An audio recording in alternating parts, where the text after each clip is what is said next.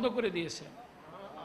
ওই এলাকার মানুষ যখন জানতো না যে রমজানের চাঁদ উঠেছে কিনা এবং ঈদের চাঁদ উঠেছে কিনা, তখন তারা পরীক্ষা করতে হযরত বড় বিশ্বাস হুজুরের মাতা সাহেবের এখানে আসতেন যে আপনার ছেলে কি আজকে আপনার স্তন পান করেছে?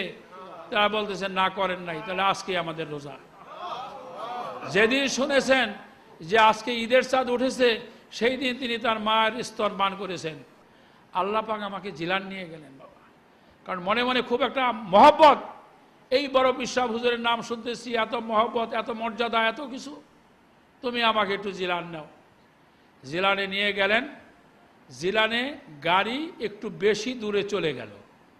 আমাদের বাংলাদেশের মতো কিন্তু এইরকম মাটি, এইরকম টিন কাঠের ঘর, এই পরিস্থিতিতে যাওয়ার পরে দেখি যে প্রায় ঘরের সামনেই আনারের গাছ। এই যে আমাদের দেশে আনার আসে না, আনারের গাছ। হযরত বড় বিশ্বাস হুজুর তার মাতা সাহেবানির গর্ভে এই আনারের ফুল সাপে খায়, বিষধর সাপরা এই আনারের ফুল খায়। তো বড় বিশ্বাস হুজুরের মাতা সাহেবানি ওই আনার ছিঁড়তে গেছেন পর বড় বিশ্বাস হুজুর তিনি তার মায়ের গর্ভে থেকেই তার মার পায়ের ভিতরে লাথি মারলেন। তিনি পিছন দিকে পড়ে গেলেন। পড়ে যাওয়ার পরে তিনি দেখতেছেন যে ওখানে একটা বিষধর সাপ কি ফণা ধরে আছে। এই তখন তিনি বুঝলেন যে সর্বনাশ, কি অবস্থা। এক দুরাচার বড় বিশ্বাস হুজুরের মাতা সাহেবানিকে একটু বিরূপ চোখে দেখার কারণে তিনি পেটের থেকে বের হয়ে তিনি বাঘ হয়ে যান এবং সেই দুরাচারকে সেখান থেকে দৌড়িয়ে দেন এবং তার মা সেখান থেকে রক্ষা পায়। বলেন সুবহানাল্লাহ।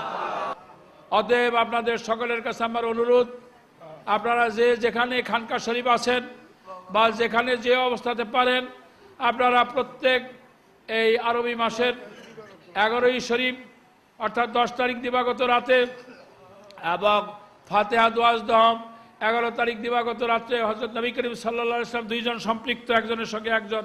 আগেই বলেছি কোন নবী রাসূল পয়গম্বর হইলে তিনি হইতেন, কিন্তু তিনি না হয়ে আল্লাহ পাক তাকে কি মর্যাদা দিলেন? কুল মাখলুকাতের সমস্ত পিরানে পীর দস্তগীরদের কাঁধের উপরে তার কদম মোবারক।